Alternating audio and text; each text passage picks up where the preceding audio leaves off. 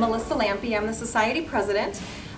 Couple of upcoming events on Saturday, November 30th, Sunday, December 1st is our annual Christmas play at the Octagon House.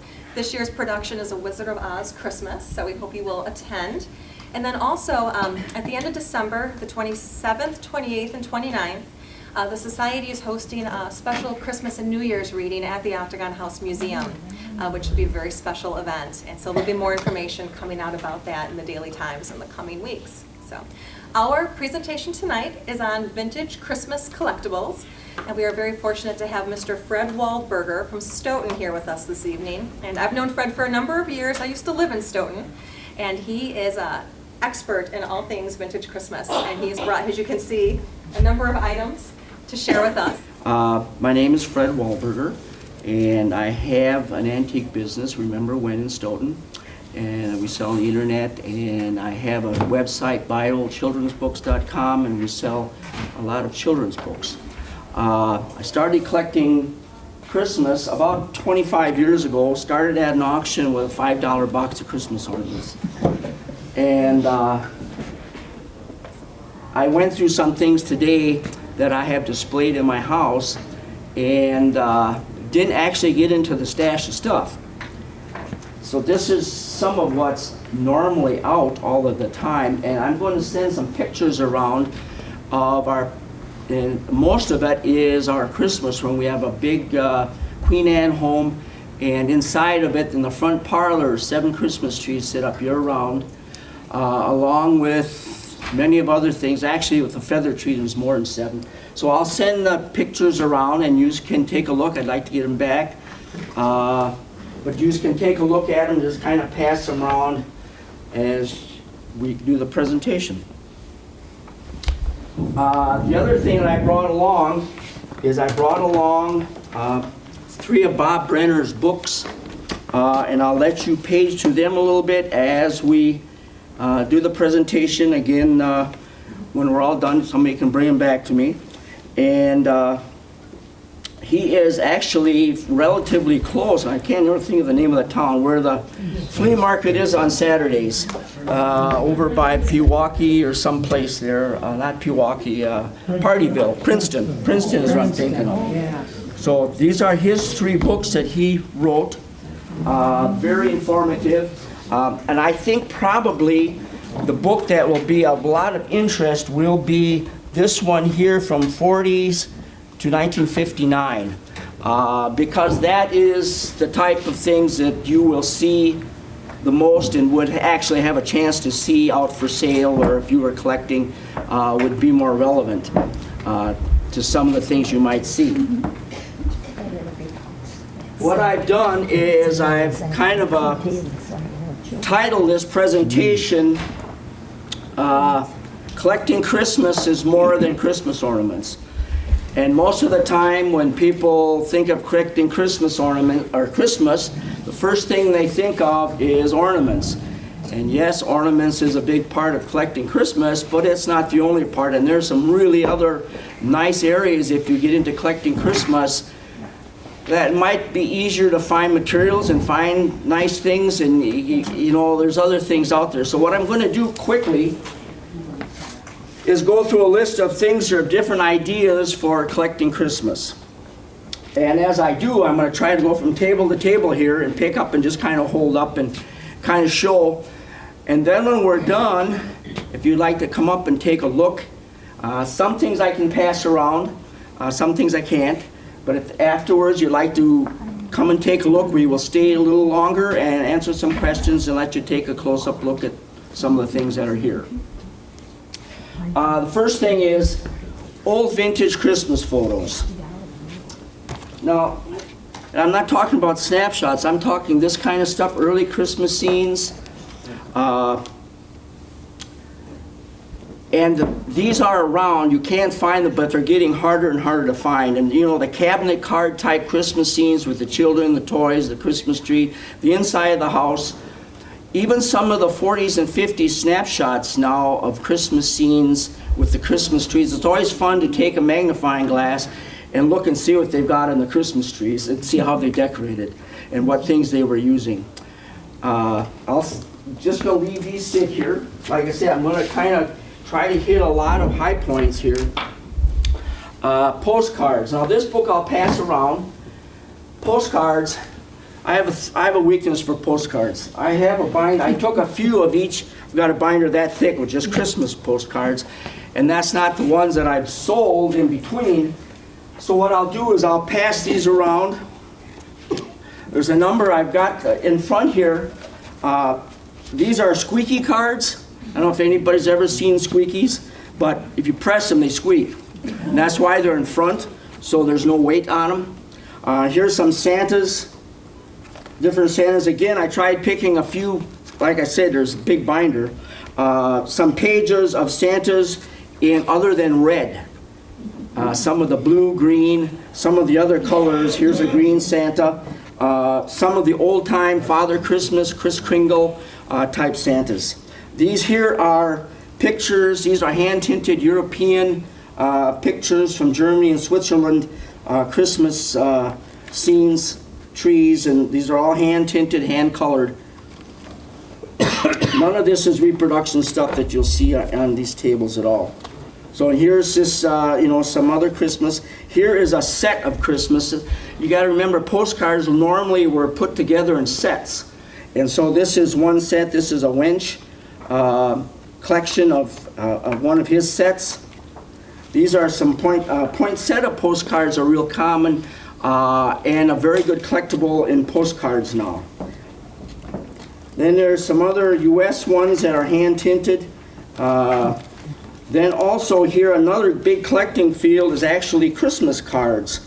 And I put a few Christmas cards in here, older Christmas cards. And again, these are turn of the century, probably before 1900, or before 1920, before the First World War.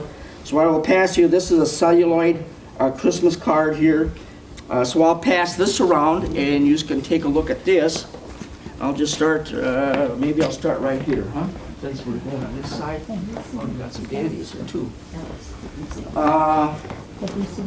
Okay, Christmas cards we talked about, like I say, and even some of the 50s, 40s and 50s Christmas cards, especially the Christmas cards that are patriotic with the red, white, and blue that were sent overseas to the soldiers during the Second World War. I have a bunch of them. Unfortunately, they're in my trunk room, and I don't know where, but they're there someplace. And hard to get a hold of them. That just seems like everybody wants them, and real hard to find those Christmas cards with the red, white, and blue. The other thing that, and I didn't bring any along, trade cards. You're talking here about the trade cards that the merchants used to give when you bought a product. There was an advertising type thing. The Christmas trade card ones are real popular also. The Santa Clauses and the holly and the snowmen. That I didn't bring any of those along. In a bunch of pictures, there is a picture of our, well, I guess I have to say the living room. And all across one whole wall is calendar tops. And these are pressed cardboard. Some people call it egg carton. But they're calendar tops from, well, you hopefully get the ones before the Second World War. And they're very colorful and portray Christmas. And if you see that picture, you will see what I'm talking about. Very, very nice to have. Again, getting very, very hard to find the old calendar tops. Another collecting field would be actually magazines from the 30s, 40s, with the Christmas illustrations in them. Back covers, Santa Claus hawking Lucky cigarettes.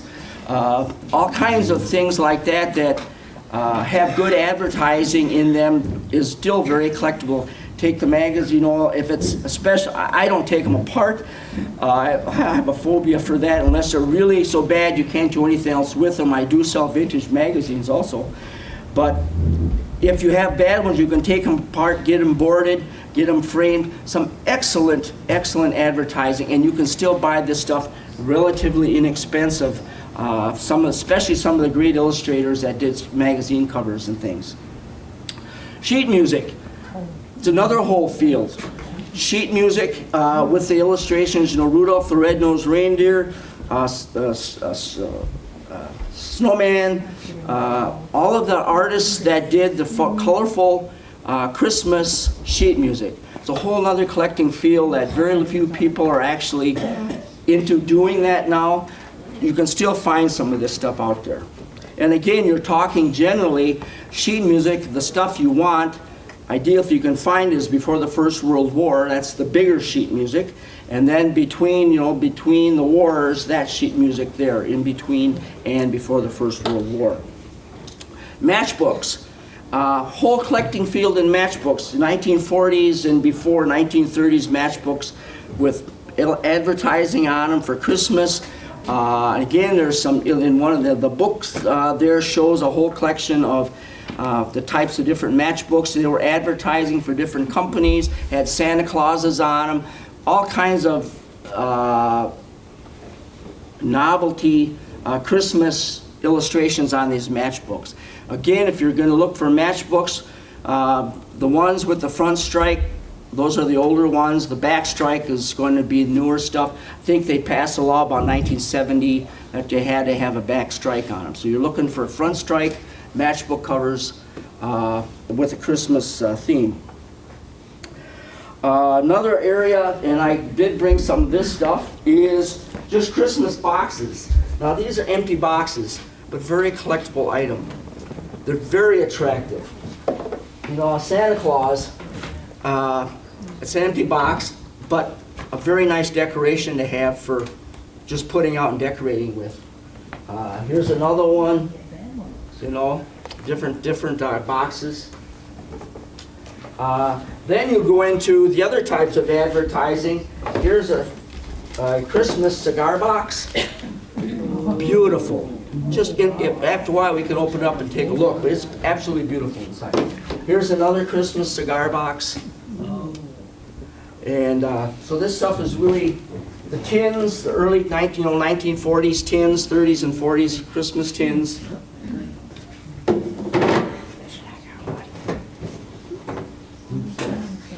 Christmas tins here. Children's books, and like I say, I'm kind of it's really hard for me to sell old Christmas children's books. I don't sell a whole lot of them, I keep most of them. But, you know, the night before Christmas, big favorite, big collecting field, the night before Christmas, old children's books. Even some of the newer stuff. You know, if you're collecting the board books, and I didn't bring any board books along, usually if I do sell Christmas books, they're board books, you know, the little golden books, the wonder books, the telltale books, those types of Christmas books. Very collectible, especially if you got first or second editions, you know, from the 50s, the gold bindings. Very collectible. I keep the older ones. Here's another Night Before Christmas. This is a book here, The Bird's Christmas Carol. Probably, I've heard of it, Kate Douglas Wiggins. Great old Christmas book. And this one here is The Christmas Stove, and you've probably heard that, seen that book, or have read it at one time or another. It was actually, this one was, it takes place in Switzerland. These here are some 1800s Christmas books from the 1800s, St. Jolly, St. Nicholas, and these two I actually had out, so I was able to bring them. Like I said, a lot of the stuff is packed. I mean, it's hard to have it all out. Then we have the big illustrated ones here, you know, the Santa Claus, Rudolph, Night Before, no, where's the Night Before Christmas? Here's the Night Before Christmas. Very collectible items, and this is an activity book. Now this one's a little bit newer, but again, as we're getting to the point now where even the stuff in the 70s is got a place now. And you know, you wouldn't think so, but it does now, because we're all getting older. Candy containers. You know, the Sunday school candy boxes that you used to get at school with the string on the top, and you get a little box for Sunday school. Very collectible items. Now I brought a couple, I remember where I put them.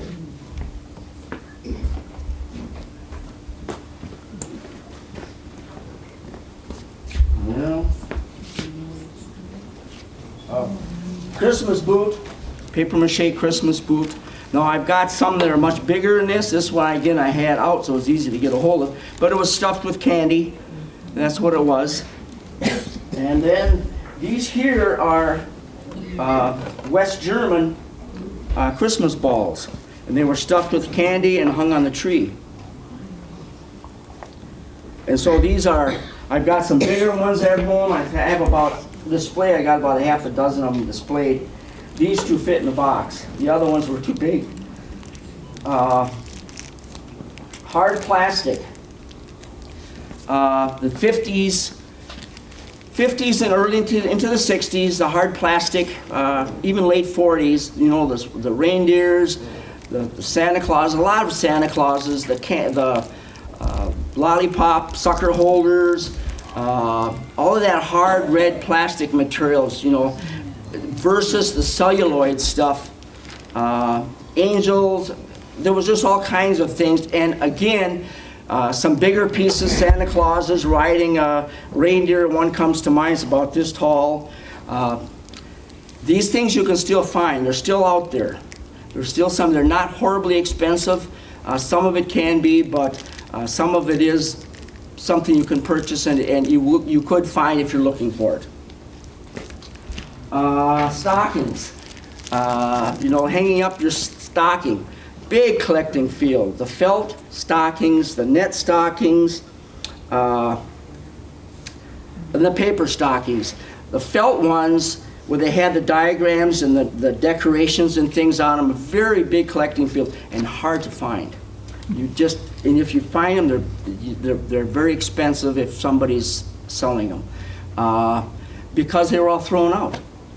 You know, especially if you find the stockings that still got everything in them with the header and everything. I mean, even if they're the net ones, big thing to find. That's a treasure. Metal tins I talked about. Okay, here's one that's gonna, and I got the book here. I hope. Don't see it. Anyway, should be here. I might have left it. Christmas seals. Another big area, and I have a book. And I do collect Christmas seals. They're in a cigar box. A cigar box, and they're pasted on the back of postcards, and so they're kind of scattered. You know, I don't have a central location, but I have a book, and it's got all of the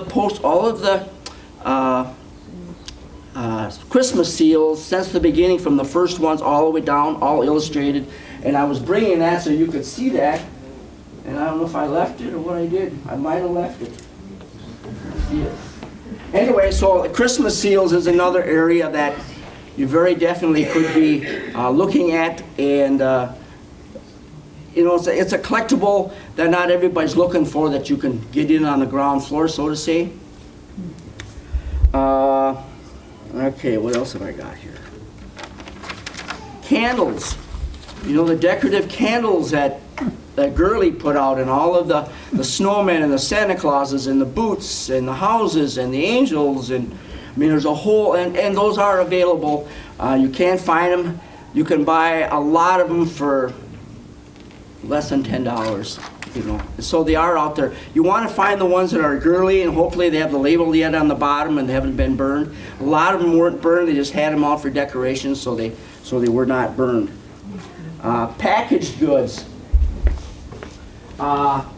Christmas snow, the boxes of the decorations that people had, the tinsel boxes, the real lead tinsel boxes.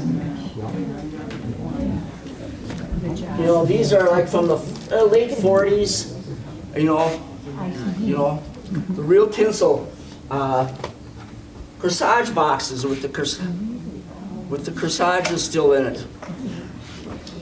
The lights. This is a Paramount cross light. So any of this type of thing that, it doesn't have to be full, but you want a box, or you know, a good display item. You know, this one here was candy box. You know, so there's a lot of that type of thing. Let's see, nativity scenes, and I didn't bring a nativity scene. We have a big wood one up year round, but those figures are very popular, especially the older ones, the wood ones, the hand-carved ones, those types of things. Then you come into the plaster ones. There's some carved out of stone. And like I said, I mentioned wood and plaster. Bottle brush trees. Now these are old bottle brush trees. These are not new bottle brush trees. The decorated ones. This is a musical one here. Real hard to find the old decorated bottle brush trees now. Now here's a couple, and again the bigger ones, the bigger the better in bottle brush trees.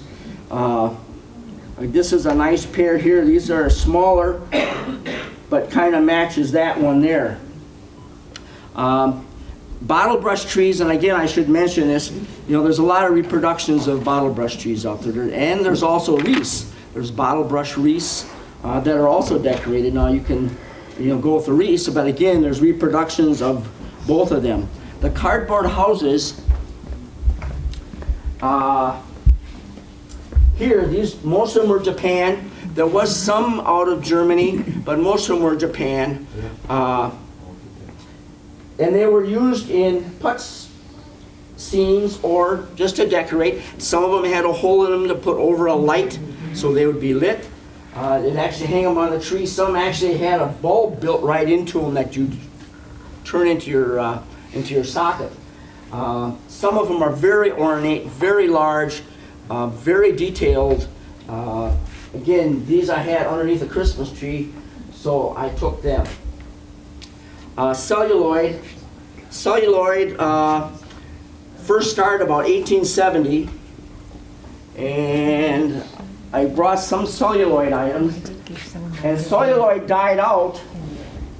It didn't completely die out, I guess, because they still make guitar picks out of it. But generally, celluloid is gone. And again, here's a celluloid Santa. Here's a Santa Claus in a car. There's a celluloid here, skiing. Celluloid died out because it's very flammable. And so when they got other items, it's actually the first plastic, manufactured plastic, first artificial, real plastic. But it was very flammable, and so being around Christmas trees and flame and all that just wasn't a good idea. So as soon as something better came along, they came out with other plastics that weren't so flammable. The celluloid just died away. Very collectible now though. The ones that survived, some of the big Santa Claus, I bought a sleigh and a Santa, and I haven't bought a lot of Christmas for quite some time but I couldn't help myself. I saw this sleigh and Santa Claus, the big celluloid one. So I did manage to get that. Stuffed Santas. That's a whole other area. We took them down, and I couldn't take a picture because they're already down. But from the top of our steps, bottom of our steps, all the way to the top, was all the way on both sides was stuffed Santa Clauses, different Santa Clauses. And there's squeakies, there's chalks, there's knotters. There's a lot of different stuffed Santa Clauses. Knickerbocker made some great Christmas Santa Clauses. There's some that it's hard to describe the way some of them are. You wouldn't believe they're Santas, but they are. But stuffed Santa Clauses is another area that you could get into. Another thing would be porcelains. I brought a few here. What I did is I brought these Noel figures, and I'll just kind of pick them up here a little bit. But collecting Christmas porcelains from the 40s and 50s. Big area, Santa Clauses, and I didn't bring a porcelain Santa Claus. Here's another Noel bunch of figures in their boxes yet. But the other thing with the Santa Clauses and stuff, there's such a thing as called spaghetti. Or it's called, it's trim, but it's spaghetti. I call it spaghetti. So you want to look for Santa Clauses or angels or whatever with the spaghetti on them. The other area that, and I actually couldn't get to them, they're on a shelf with the Christmas trees in front, but Mr. and Mrs. Santa Clauses in porcelain. Different varieties and different ways that they were done, almost like the Noels. There's people that just collect Noels, there's people that just collect Mr. and Mrs. Santa Clauses, or just Santa Clauses, or Santa Clauses in some other type of mode. You can find angels, elves, candle sitters, candle holders, and I brought some candle sitters here in this box. Here, I'm just going to go like this. Let's see, there are candle sitters that sat right on the candles. And I had a set of angels out, but I didn't know place to put them in the box, so I put them back. So you're looking at flocked or spaghetti. Christmas china, another big field. Creamers and pitchers and plates and whole poly sets of china. Most of the time it's a lot of holly sets. But a whole other collecting field. I have a little bit of it at home. Didn't bring that along. Another whole collecting field would just be Christmas china. Treetops, Christmas treetops. Well, you can almost put that in with ornaments, but at the same time it's a little different because there's so many variations in treetops. And the German people before the First World War made some beautiful, beautiful treetops. May not find them very easily, it might be a real struggle, but the stuff between the wars and just after the war, still some beautiful treetops out there. And again, they're going up in price all the time. I brought cotton batting ornaments here. One of the few things I bought this year, cotton batting ornaments. Most of the time they are fruits or vegetables. I do have in one of these other boxes here some icicles, but they're cotton batting. It's compressed cotton that was compressed, slacked down, and painted. And so they're not really breakable unless you really squeeze them and beat them up. But I mean, so you can see there's bells, and there's some carrots in there, radishes, pears, different types of cotton batting. Christmas jewelry, a whole other field. This one my wife likes, but you can see this is just the Christmas trees. She has 3 flats like this of Christmas jewelry. And we pick it up here and there, and you can't find this yet. Again, the maker kind of dictates the price. Eisenberg or Tiffany, Tafari, is going to be more money than a piece that's not marked. But some of the unmarked stuff is still very nice.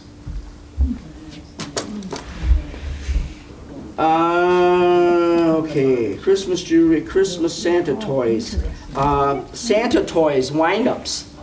The Christmas toys of all different types that generally most of the time were a Santa Claus in a sleigh or in a car or on an airplane or just about anything. But there's again a kind of an expensive field, but that's another collecting field that a person can get into.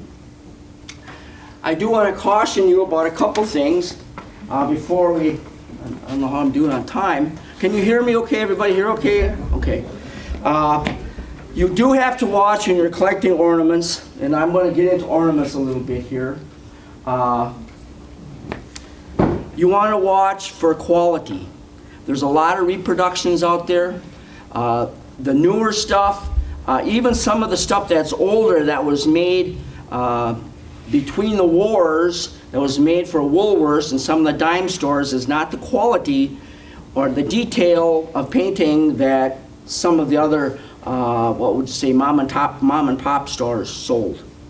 The other thing, if you're collecting ornaments, you want to make sure that you don't have broken pikes. And the pikes kind of can tell you a little bit about what kind of ornament it is.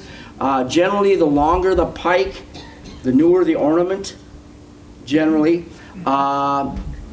The thinner the pike, the older the ornament.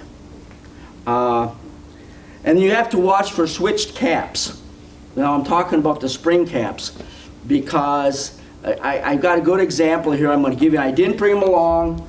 Again, it just didn't work out with the packing.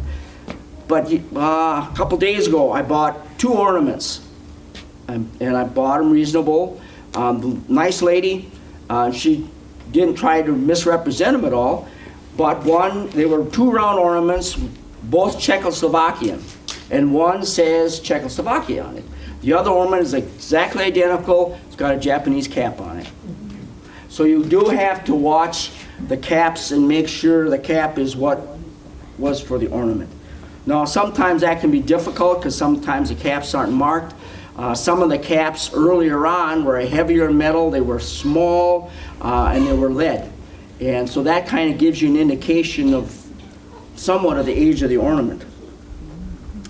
You want to look for good colors if you're looking for ornaments, and make sure that the colors aren't all washed out. Especially, you can be a little more forgiving on the stuff that's before the First World War, and maybe even after the First World War. But if you get into the 50s and 60s stuff, you want to make sure you have good quality, good color. Some of the West German stuff, excellent color and some very nice ornaments. Just make sure they aren't all sun-scorched and faded and that type of thing. And of course, I'm not even going to get into fixing ornaments. That's a whole topic in itself. I have tried to fix some ornaments. It's a real pain. So what I would say is, if something is broke, don't buy it, because it's not an easy fix. Okay, have I missed anything? I wanted to talk about putz figures a little bit. And actually, I kind of found this out. When they talk about a creche, that's a Catholic nativity. Formally, it's a Catholic type nativity. They talk about a putz is a Moravian village scene or a house scene. And so collecting the putz figures is a very popular thing to do. And some people use the houses, but these houses wouldn't have been original with a real putz scene. They would have handmade the houses and things, and then they would have had the sheep and the goats and things with the wooden legs and little trees and moss, and they put these together. We were in Salzburg, and we went to, was in the Welcome Center in Salzburg, and they had a putz scene. It was like your opening here. It was all glassed in, and it was absolutely breathtaking. All handmade, very, very old, but those are real putz scenes. But people do collect and set up putz scenes. Now, I moved some cabinets, and we had some scenes set up with these little people, with some of this type of thing here, with snowmen, and these are all, again, cotton batting, or most of them. But so that's another collecting field, is collecting the putz items. Now, another thing, I guess I want to warn you too. You don't want to do it like I did if you're going to collect Christmas. Focus on an area. You can't be knowledgeable about everything. So if even if you pick out a couple areas to focus on and collect, you're going to be further ahead in the long run, because you can't buy it all. Nowadays, it's just too much money. And again, you run into a storage problem, a display problem. If you collect certain areas that you want to concentrate in, you can become very knowledgeable about those areas. Make sure you collect what you like. Don't collect with the idea you're collecting, I really don't like this, but I think I'm going to turn it over and make $1. That's not the right attitude to have. You want to collect what you like, and if you make $1, fine. If you don't, you have an item you like anyway. Purchase the best you can afford. This is, Christmas is, the collectibles field and the antique field isn't so great right now. And, but Christmas comes around every year. There's always interest in Christmas and holidays. Halloween, not so much Easter, but Easter, Valentine's Day, they come around once a year, kind of renew everybody's memory and get everybody back in the swing of things. So Christmas is actually a good collecting field if you're going to collect something and you want to do it as an investment type thing, but don't collect something you don't like. Collect with the idea of preserving culture and history. Collect it because you want to do it. Because there's something to having this stuff more than just the money part of it. It's coming here and talking to you about it. It's having your friends over, your family, whatever, to see this stuff. This is the way it was. And again, I'm sorry I couldn't bring more than what I did, but you can, when you look after a while here, you're going to see that it shows the culture of years ago and what people did. And it's worth preserving. If we got time, I'm going to go into ornaments a little bit. I don't know how far I'm going to get. Before the First World War, and this is, 1600s, late 1500s, the Lutheran glass blowers of Swabia, and Swabia, I'm actually Swabian myself, moved from Swabia and they moved into the Thuringia region of Germany. And they were, because of religious reasons, and that's where they set up shop, starting to blow glass. And they were black glass blowers, but they hadn't really got into Christmas yet. Thuringia in Germany is just north of Bavaria, and the city of Laucha, or that area where Laucha is in the southern part of Thuringia, so just north into Bavaria, or just north of Bavaria. The first glass factory was started in 1597, and there was also glass factory started later in Bohemia, which is Czechoslovakia, or it was Czech Republic now. And then they developed the silver nitrate lining, and that's what really set the glass ornament business on. Was they found out how to, it was very poisonous, but and then later on they changed, they had a safer recipe, but it gave the silver linings behind the ornaments. And I guess these you can see, I'll just pick them up, you can see the silvering, it's a silver background into the ornament, and they would put that in, spray it in, shake it, or sometimes use steam. They use different ways to disperse the silver nitrate into the back side of the ornaments, but that gave them the backing. Now during the war, and if we get that far, we can talk about that, I'll mention it now, they couldn't use silver nitrate, so that's why all the ornaments are clear. Because because of the war, they wouldn't let them use the silver nitrate, and the same with the caps and things like that. Now about this time, again, this would be middle 1800s. You probably have heard the word kugelin.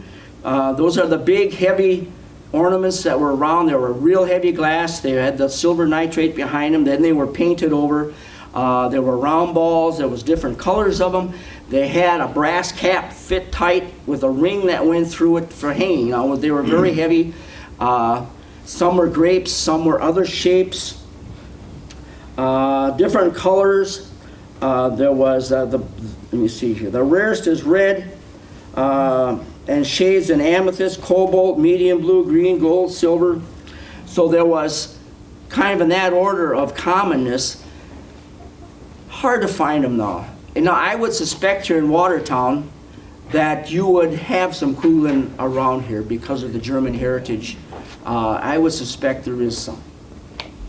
I have a number of them. Again, they're packed away. I couldn't bring any. Okay. U.S. production, they tried to getting into it in New York and New Jersey about 1846. Didn't fly. The German stuff was too good, it was too reasonable, didn't fly in this country. They changed the silvering recipe in 1870 to make it more safe because of the silver nitrate that was, silver nitrate that was in the old recipe. They changed that, made it safer. Again, that made it a lot easier for people to blow Christmas ornaments.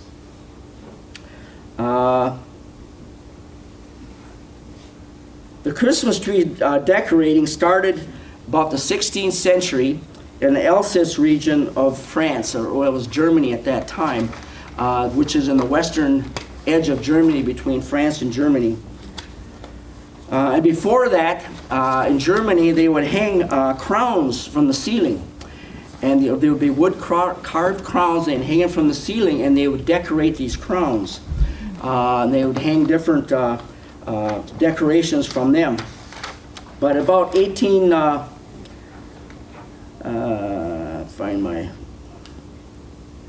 16th century, so that'd be early 1500s, that they actually started decorating Christmas trees. One of the first things they came out with was Venetian dew. And Venetian dew, I'll show you an ornament. This, well, maybe this is a better one to show. This is Venetian dew on here, and it's crushed glass. And then it was glued onto the ornaments to decorate them. And they started coming out with that very early. It used a gelatin adhesive to put on, to glue it to the ornaments. They used other decorative materials: chenille, white cotton, wool, glass, silk thread, glass angel hair, tinsel, wire wrapping. They used a number of different things for the early ornaments. They would make a form out of wood or clay, and they would carve that. And what they're saying now is none of these forms have survived. There's none of them around. But they would take these forms in and then make plaster molds from these forms, and then they would blow the ornaments into these forms. Now this is a little more current and maybe a little more relevant. In 1890, F.W. Woolworth imported 216,000 ornaments. He was the largest ornament importer at the time in this country, and was strictly importing from Germany, from the Lauscha region generally, probably some from Bohemia. So he was the largest importer at the time. Moravian, again, there is Moravian here, again, that's Czech area. Did a lot of the beading and glass bars, tubes, string ornaments that you see that belong, you know, the glass tube, and then the rings, and then the balls, and they kind of put it together. Those were generally Czechoslovakian. The later ones were Japanese, and I think I have a couple of them here someplace. They did glass, some of the most popular was glass flute ornaments, horns, musical instruments, smoking pipes, popular personalities of the day, sailboats, and the Christ child. And then the war came, and it's real hard to find ornaments before the war. I mean, you can find some kugel, there's some of those of them, but a lot of the other ones are very difficult to find. So the war started in 1914, and by 1960, all of the foreign stock in this country was gone. It had all been sold. I mean, people just went bonkers over the German ornaments that they were getting in. So in 1918, the U.S. made the first appeared crude imitations, or tried to make imitations of the German ornaments. Big flop. What they tried to do is they tried to get U.S. workers to work in their homes like they did in Germany in the cottage industry. It didn't work, so then they went and built the factories and tried to do them in factories, and it just didn't take off. They weren't the quality that the U.S. public was used to. One of the things I found interesting, though, and that I didn't know when I was doing this research, pikes and caps. The old German ornaments use what they call a spring cap, but a real small wire spring and a real small cap. And as such, a lot of the ornaments, the springs got weak, they fell, they broke. There was problems with the caps. Now, the U.S. Decided they were going to do it different, so they made bigger, stronger caps, longer springs to hold the ornaments. One of the things they did that was better than the German part of it. But the U.S. missed the unique, creative German ornaments that the Germans were putting out. Now, the U.S. started importing again in 1920. And the ornament business in the United States dropped again. We were out of it. The Czechs entered the business again in 1925 with their beaded glass ornaments with the balls, beads, and bars and that type of thing. The golden age of tree decorating was the 1920s. And there were so many ornaments being imported into this country that the people in Thuringia, which is Lauscha and that general area there, were working 6 days a week, 10 to 12 hours a day, trying to meet demand for the ornaments that were being imported into this country. Again, I have to say the 5 and 10 cent stores, Woolworth, imported the low-end stuff. And they were cheap. People bought them. You're going to find a lot of that stuff, so you want to be aware of quality of ornaments. There can be a difference in them. One thing I didn't mention feather trees. In the pictures we have, you'll see there's 2 feather trees up. When they come out with the feather trees, which is actually goose feathers wrapped with wire and tape on a frame, and then usually put into a wood base. They had to come out with small ornaments. Now you hear a lot of people saying they got feather tree ornaments. Most of the time they're not. The feather tree ornaments are 3/4 inch to 1 inch in diameter. They're very small to be in scale with the feather trees, which generally, I mean, you had some that were 5, 6 feet, but most of them were 3 feet, 4 feet maybe. Those were the normal ones, even 2 feet. So they did come out with feather trees and feather tree ornaments about this time. Some of the feather trees actually came with 1 inch candles built right into the feathers, right into the tree itself with the candles built on. Japan entered the market in 1925 with ornaments very inferior at that time. And again, there was problems in Europe, so we were still importing ornaments yet, but there was problems starting, and so people were starting to see, this may not last, we better do something. So Paragon Glass in New Jersey started in about 1930s, and it started machine making ornaments. Wasn't real popular. Max Eckert, which actually started Shiny Bright, he was from the Lauscha area, his family was. He immigrated to the country before the war, shortly before the war he came to this country. And then he was the biggest importer of ornaments in the United States, during the war and after the war. During the war, it was mostly U.S. made items, and again, the unsilvered, a lot of it was unsilvered. Some of it had paper caps, which we call paper caps, and I didn't bring any. But those ornaments were what they call the war ornaments. One thing about Christmas ornaments, you can kind of date them by pre-World War I, which is difficult. Then you can date, during the war, there was nothing imported into this country from Germany. Then you have the period from about 1920 till about 1938, 40, somewhere's in there that the import stopped again. So you can kind of date by historical, chronological happenings in the world, the wars, and then you have, after the war, you have the late 40s and 50s stuff. You have the occupied Japan items that a lot of times are marked. So you can kind of date things by looking at history because of the wars. I want to talk a little bit about,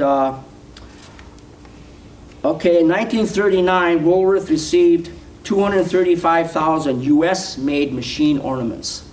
So we were getting into the business of making machine ornaments then because of the war, or looking like war in Europe. From the beginning until 1942, when Lauscha was completely out of the ornament business in 1942, there was 10,000 different European figural ornaments made. So there's a lot of stuff that was made. I mean, can you imagine 10,000? They just made everything.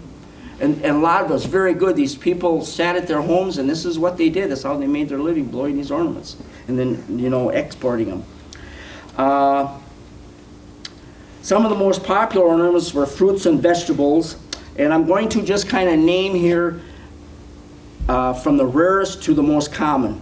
Peas in a pod, cucumber, onion, potato, beet, rutabaga, turnip, pumpkin, carrots, tomatoes, ears of corn, radish, mushrooms. Now,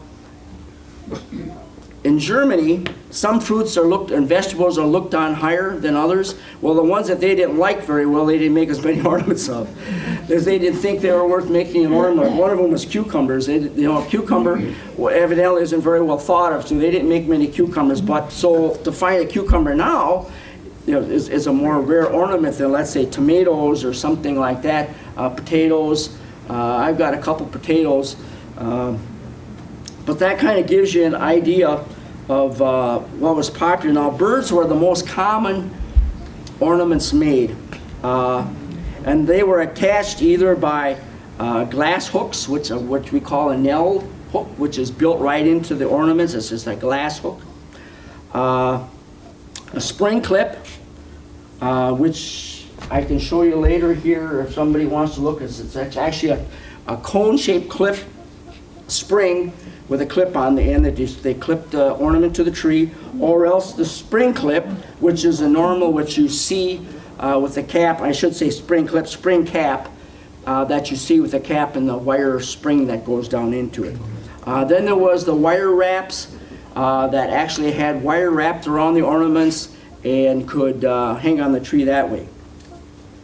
A lot of the earliest birds, you can kind of tell a little bit the way the clip opens up. If it opens up towards the beak, towards the front of the ornament, is older than if it opens up towards the back. Spring caps were primarily used on owls and parrots. And I've got an owl here in one of the boxes here with a spring cap on it. Songbirds are the most common. They had feathers or tinsel, spun glass tails. Most of the time you see them with spun glass tails. Then the Santas, or Father Christmas, Belsnickel, Kris Kringle, they were the ornament that was the most in demand all the time. And so when, like during the Depression, things got a little tough, if they could buy one ornament, they'd buy a Santa Claus. So you see Santa Clauses more. Now what I want to tell you is there's actually three types. You have the full suit Santa Claus, which is, the full figure. Those are the most rare, those are the hardest ones to find. Then you have the half Santas, which are from the bottom of the coat up. And those are, those you find more often. Then you have just heads of Santa Claus, and I've got just a head that I had out that I brought along. The other thing with the Santa Clauses, if you're going to go into Santa Clauses, you want to look for different colors of coats. There's green ones, blue ones, other than just the plain old red one. There's actually white and brown also. Now the Santa Claus that we think of as the big jolly plump Santa Claus smoking a pipe, well, that's Thomas Nast. And he was a caricturist, political caricturist during the Civil War. Did a lot of work after the Civil War for different magazines. And his first publication in Harper's Weekly was in 1863 of the Santa Claus that we think of. In Europe, they think more of Father Christmas. They think of Kris Kringle, the smaller Santa, the narrow face, the beard, more stern looking than what the Thomas Nast Santa Claus was. Here's the book. This is the Thomas Nast Santa Claus, right here. That's what you think of and what you normally see now is the Thomas Nast type Santa Claus. Again, some of the Santa Clauses were on spring clips, and I have some of them, but I don't have them along. But they were again on the spring clips, and that's the clip with the cone spring and then the clip on the end. The spring caps, were a later ornament for the Santas, so the spring caps generally are later. The German red, and this is an indication, I said, don't buy faded Christmas, but the German red is never quite a true red. It's more of a subdued red. especially the older ones. Red evidently is a real hard color for them to come up with a true red in the painting.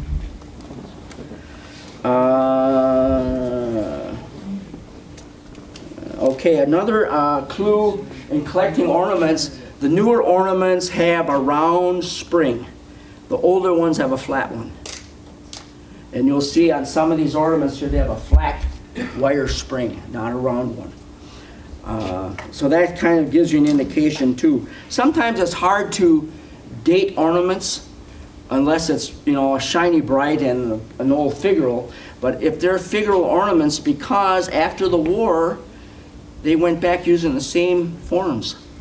They went back using the same molds. So some of the very same ornaments were made later. So sometimes it can be a little touchy. So then what you got to look at is glossiness, what the colors are, what the cap is. If it looks, you know, too new, it probably is a newer one. You know, if you're looking at a, you know, 1914 or before ornament, it's going to look like it's 1914 or before, generally.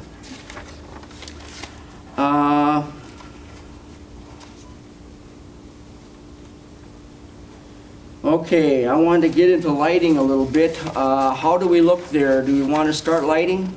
Melissa? Sure, go ahead. Okay.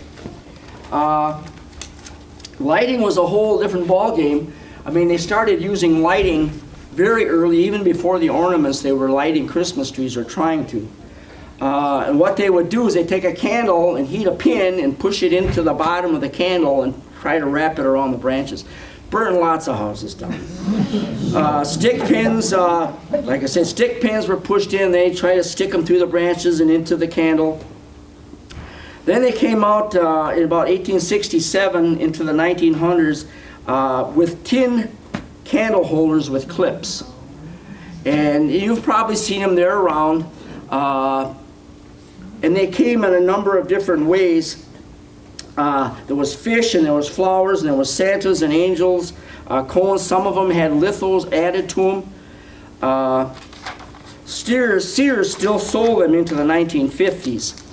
Some of the spring clips for candles actually, and I've got a few of them, were jointed, or they were on a ball, so you could, you know, you'd stick the candle clip onto the branch, and it was like this, where you could bring it around and bring your candle straight, because the actual candle clip where the candle went in moved.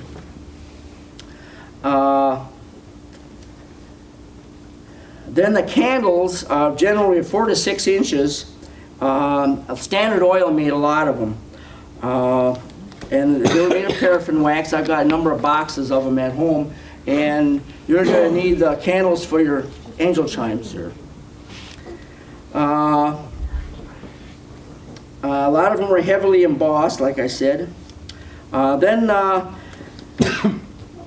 they came out with a counterbalance candle holders. And these are, I think I only have a couple, very hard to find. And so I can't actually bring you one to show, but they were a clip, you know, held a candle, and it had a looped wire that came around, and it came like this with a weight on the end. And the weights would hold the candle up straight. It just kind of hung there and perched on the, but some of them were very, very ornate. So they had a pendulum on them with colored balls. Some were glass, some were whistles, glass pine cones, glass lanterns, soft. Some of them were soft lead. There was tin weights. There was forms of angels, cones, icicles, and stars. There were Santas, but these were all different types of pendulums that they had on these Christmas ornaments. Now I've got a couple here, and this is actually quite a rare one because it's a double. They put ornaments on the bottoms of some of them also. See, there you see the spring clip, and then it held the candle up here, and then she clipped on. So this isn't actually a wire one, but this is what they would do on some of the spring, on the counterbalance candle holders. Similar to that. Then they came out with the lanterns, and I was going to bring a lantern. I couldn't get it in one of the boxes. But the lanterns, and you've seen them, they were glass, almost look like a Volta candle holder. They were different colors and different materials. When they first started out, some of them were metal, and then they would put the candle inside this and hang it on the tree or clip it to the tree, and they would collapse. The ones that I have and the ones I've seen are glass, and they look almost like a little jar. And you had a wire bail on them, and they put a candle in them and then hang it on the tree.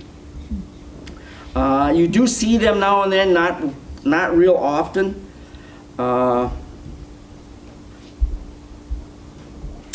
Okay, then we need to talk about Edison. In 1882, the first electric Christmas tree was lit in this country. And it was a small string, 80 small electric light string. They went commercial in 1882 or 1892. First light string actually lit a Christmas tree in 1882. The strings at that time, generally they were strings of 8 because of the voltage that they had. That's what they could have. But they would have what they called a festoon of 8. And what they would do, they would have a wire contraption, a box, on top of the tree.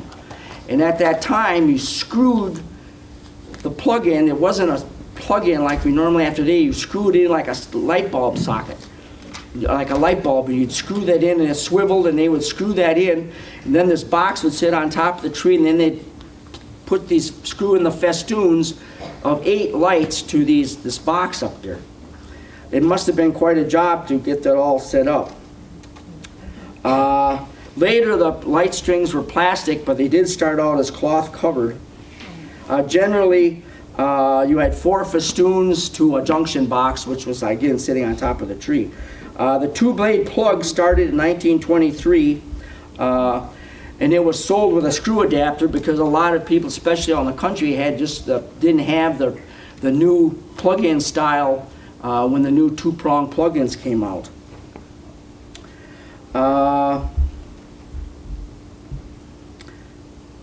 Then they came out with lamps, which would be called a C6, and well, some of the bulbs I have, if you want to look, are C6 bulbs. That's the small bulb, and normally these were wired in series, and if one went out, they all went out. You've heard that story. You've probably dealt with it. It can be very aggravating. But anyway, they came out with these bulbs, and some were painted, some were frosted, and those were actually where its whole thing really started out.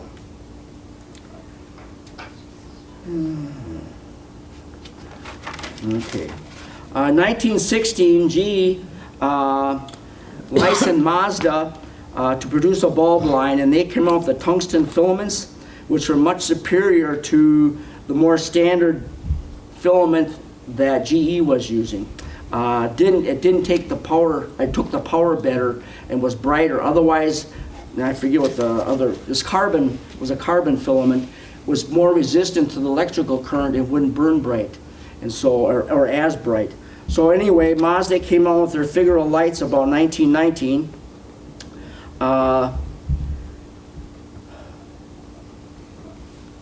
Then the Japanese came out, 1918, came out with a milk glass Figaro ornaments, or Figaro lights, and there's a number of them here in one of the boxes that we can, they came out with this type of, like this is a Santa head here, milk glass. The Japanese all did milk glass, opposite of the Europeans, which didn't do milk glass, but actually did the painting, or normally didn't have silvering in them, but they would do the painting on the outside. I've got examples of both here. Then one of the real popular lights was the Noma Mickey Mouse lights. And if you may have seen them, I've seen them different times, sell for big dollars, but they were a shade that was introduced in the New York World's Fair, and it was the Mickey Mouse figures, and it was a plastic shade that clamped onto a light. Were very popular at the time. They were C6. And they had decals of Mickey and all of his buddies on these plastic shades. And then in 1927, the Wonder Stars came out. These were the matchless stars. And here's one right here. This is a bigger one. These were matchless stars. Now, Can you hold it up higher? yeah, that's a matchless star. The glass ones were actually cut glass from Czechoslovakia that they put together to make these stars.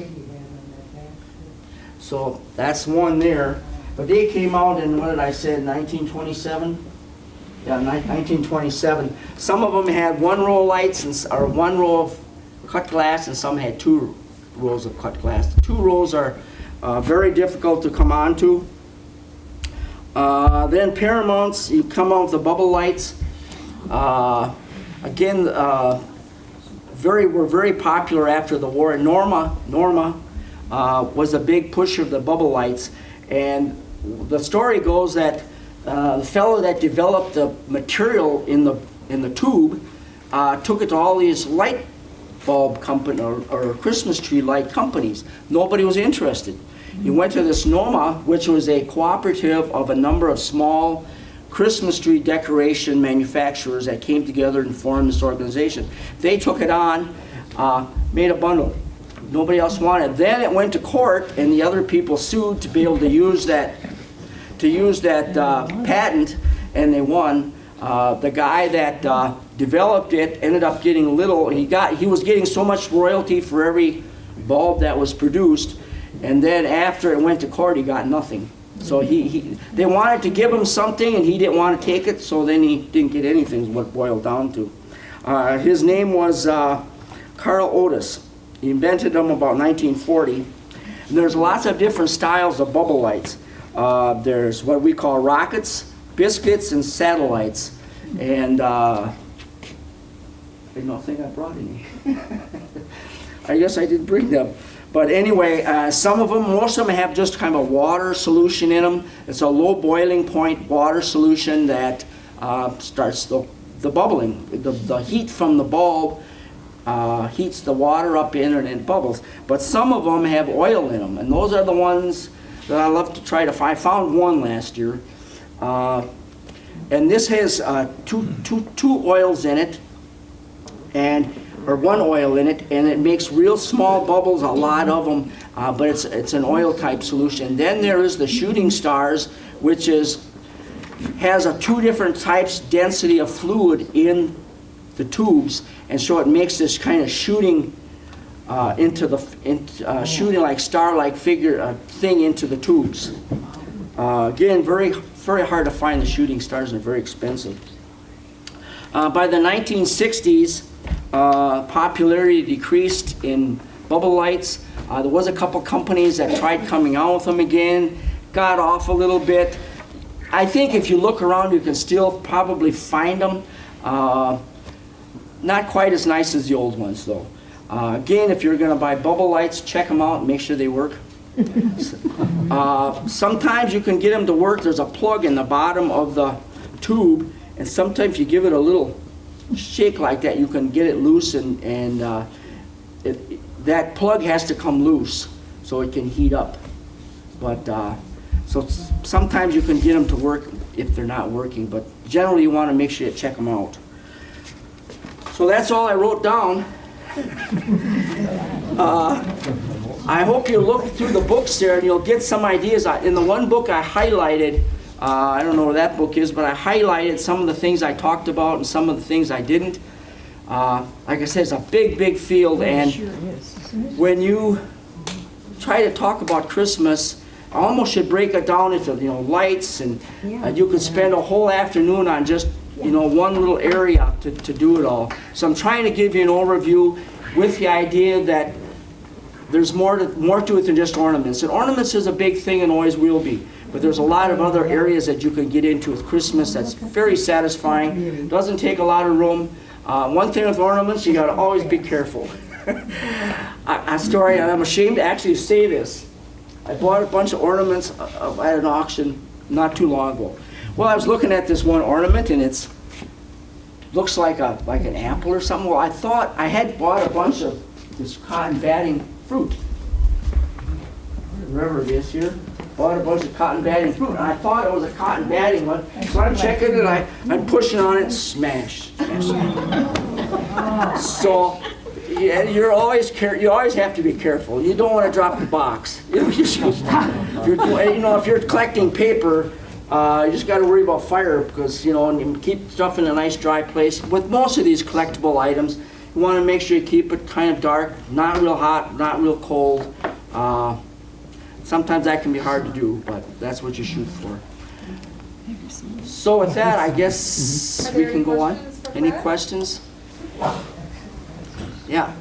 Clothing, I can see your tie. Oh, yeah, that's another field you could collect. Now, I tell you a story on this tie. It's been in my closet for a long time, but I've never had an occasion to wear it. And I thought if I can't wear it tonight, I'll never be able to wear it, so I'm going to go for it.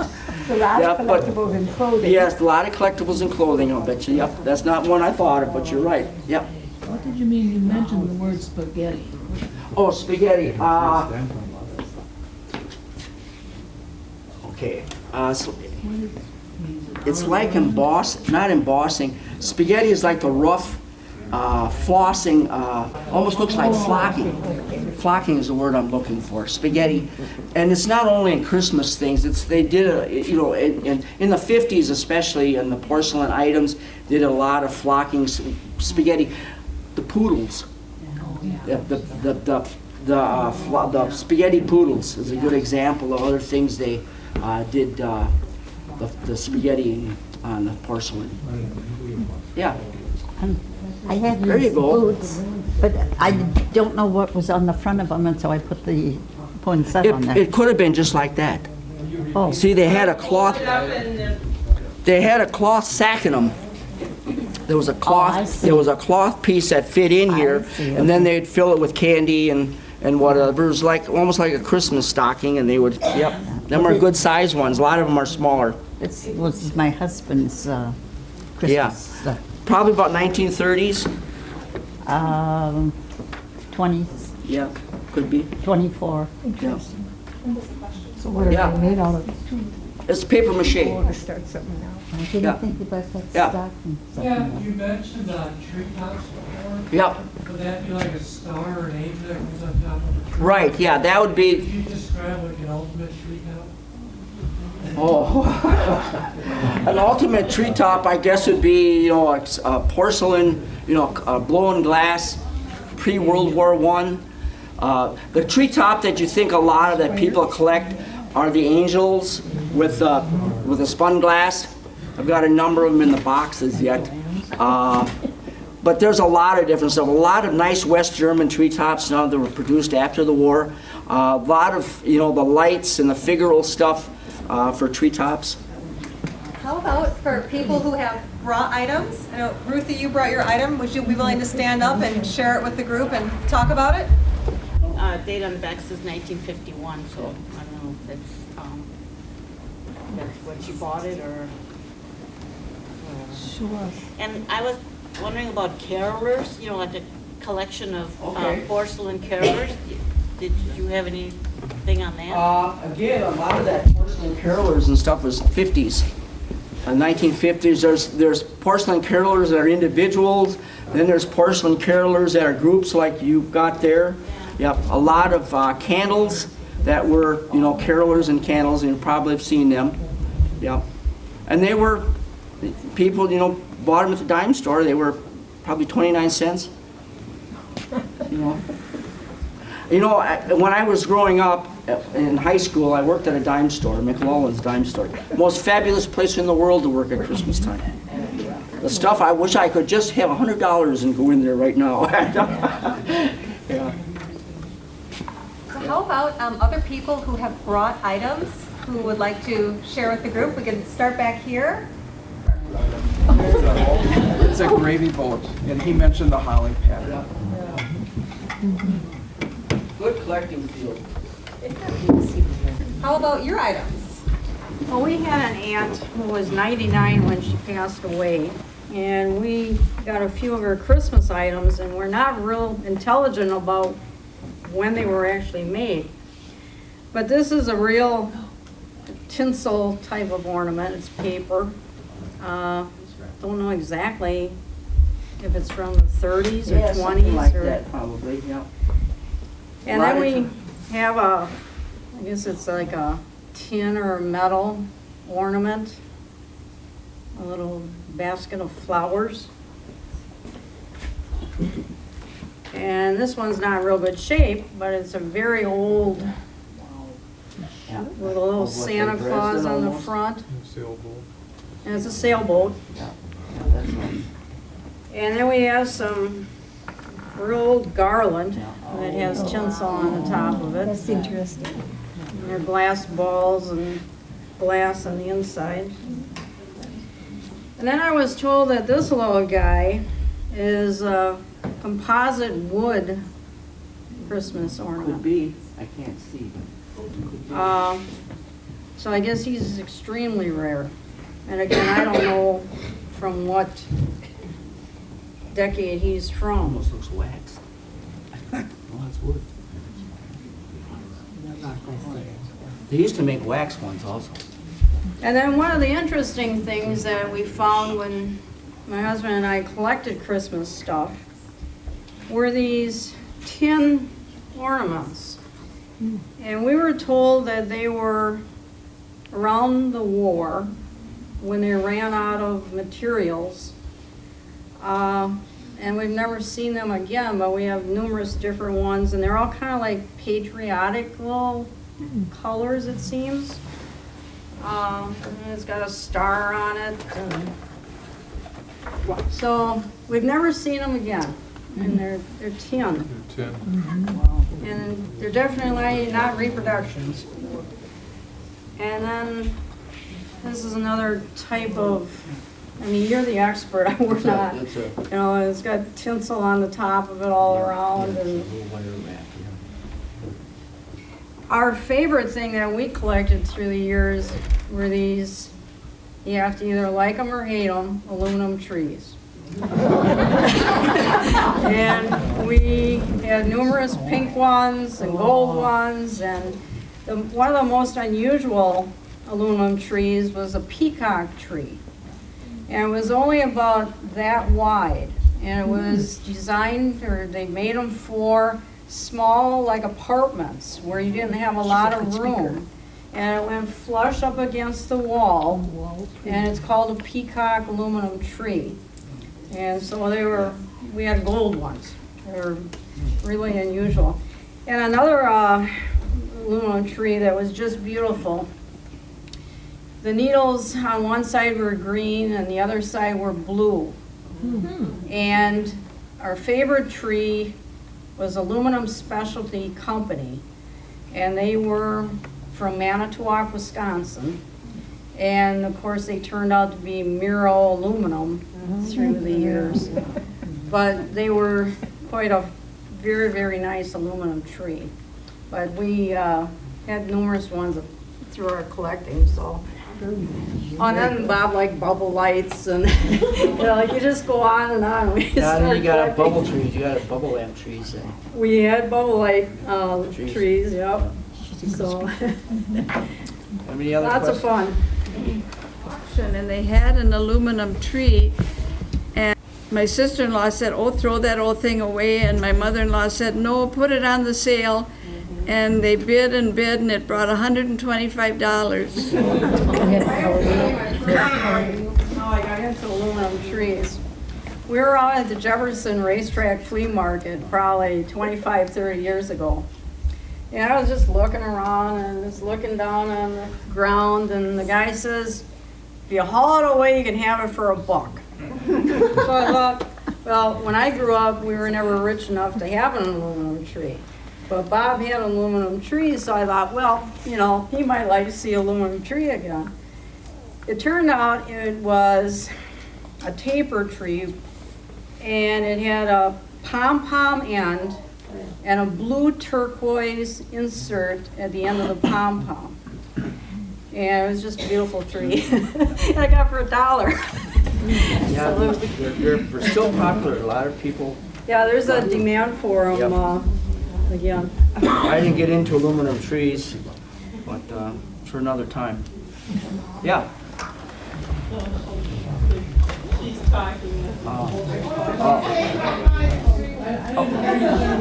Snow globes. What's that? Snow globes. Oh, Yeah. snow globes. Yeah. Okay, snow globes. Yeah. Tell me what you're talking about a little more. Oh, snow globes. I guess there's lights that were called glow lights and different lights too. Yeah, the snow globes, some of the early ones are very nice. And you can put water back in them. The ones that are earlier had a little plug in, and you can take the plug out and take a syringe and put water back in them, because I've done it a number of times. There's a little plug right in the bottom that you can get out, but there's a lot of different ones. What's that? Water and then fake snow. The mica type of snow. Santa Clauses, villages, Santa Clauses on sleighs. I mean, there's a whole, and there's bigger ones also, and then there's the newer ones, that are actually, the ones you normally see are short, the ones, from the 50s, short, but now they have the big ones with the real fancy. Some of them are musical now. Yeah, that's a whole nother field. Yeah, didn't have that down. Go ahead. It's just water? Generally water, yeah. About what year would a musical tree stand come Oh, okay. rotate? Yes. After the war, early 50s. Yeah. See, again, this is a good way, an item that you can date a little bit because of the war. Because, before the war, in the 30s, you wouldn't have done that. During the war, they didn't have the metal to do it. So you're, late 40s into the 50s, mid 50s. I've had a couple of those musical tree stands, yeah. I got a question now related to the ornaments that grade school kids would have made. When I was in one school, I remember making Christmas ornaments, putting on Christmas tree. Yeah. I actually had that down, the homemade or the craft type Christmas ornaments. Again, that's another field. And we have all these Christmas trees up, but I haven't had a live tree up for a number of years because we leave them up too long and they get too dry. But this year we're going to put up a live one, and I'm going to put on the ornaments. The best ornaments I have are the ones my kids made. Yeah. And we'll put them up. Yep. Anybody else? I have one item I'll share. I love vintage Christmas, thus the reason for this presentation tonight. This was actually a new acquisition. It's an old vintage Jingle-abra, the candle chimes. This one is post-World War II, so it probably was made pre-1950. This one is Swedish. The ones before World War II mostly were German, and they were very elaborate, and many of them had a lithograph scene of the Nativity on them, or the Kris Kringle, Belsnickel. But this one I love. I got it for a very reasonable price. But it turns around, and when the candles are lit, it causes the propeller to turn, and then the little strikers hit the bells. And this has a little Merry Christmas lithograph on top, and then one here, and it also has a set that say Happy Birthday. And then it also, instead of the reindeer, I could put angels on. So I thought this was unique. And what my favorite thing about it, though, is the mint condition box. So it's all about the box for me. It's all about the box is in great shape. And then, of course, you have to have the candle chime accessories in the beautiful box as well. So I'm very pleased with this. Are there any other questions for Fred? Yes? I have a wooden one like that, but it's all fallen apart. Oh, yeah. And it had the wooden Yep. propeller. The pyramid? And it's been in a box for years, and I'm thinking about getting rid of it, and then I think, well, maybe somebody would repair it. Well, there's more interest in them all the time, the older ones, and I can't think of the name of what they're called now. I should have actually mentioned them. But some of them are very ornate, and big. Some of them that. Some of them are huge. Yeah, so it might be worth putting back together. About that tall, though. Yeah. I forget, there's a name for them, I can't think of what it is.